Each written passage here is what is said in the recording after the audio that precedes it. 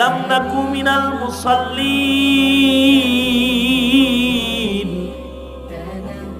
দোজখীরা কেঁদে কেঁদে বলবে, ভাই তুমি জান্নাতে তোমার একটা গুণ হলো তুমি নামাজ পড়তা, আর আমি কালেমাওয়ালা হওয়ার পরেও আমি দোজখে। আমার দোষ হলো আমি বেনামাজি, দুনিয়াতে আমি নামাজ পড়ি নাই, এই কারণে আল্লাহ তাআলা আমার উপরে গুসা, বেনামাজি হওয়ার কারণে আমি আজ দোজখের বাসিন্দা। সুতরাং প্রত্যেকটা ঘরওয়ালারও এটা আজমবিল জাজম হওয়া চাই যে আমার ঘরে কোনো বেনামাজির জায়গা হবে না। এটা পণ প্রতিজ্ঞা করা চাই। এই ঘরের কর্তা যারা, ঘরের লোকদেরকে নামাজি বানানো দরকার কি দরকার না? বানাইবো তো ইনশাআল্লাহ।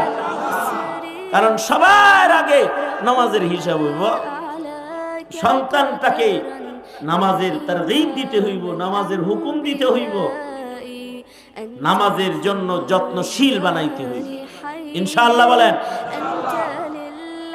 লাম নাকু মিনাল মুসাল্লিন। দোজখীরা কেঁদে কেঁদে বলবে, ভাই তুমি জান্নাতে তোমার একটা গুণ হলো তুমি নামাজ পড়তা, আর আমি কালেমাওয়ালা হওয়ার পরেও আমি দোজখে। আমার দোষ হলো আমি বেনামাজি,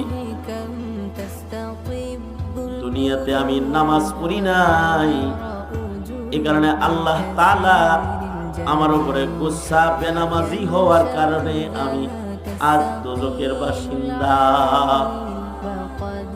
সুতরাং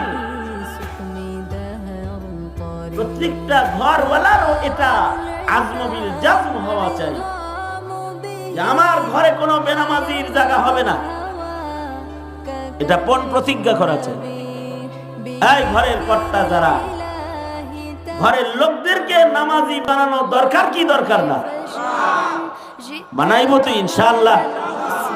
কারণ সবার আগে নামাজের হিসাব হইব, সন্তানটাকে নামাজের তারগীব দিতে হইব, নামাজের হুকুম দিতে হইব, নামাজের জন্য যত্নশীল বানাইতে হইব ইনশাআল্লাহ। বলেন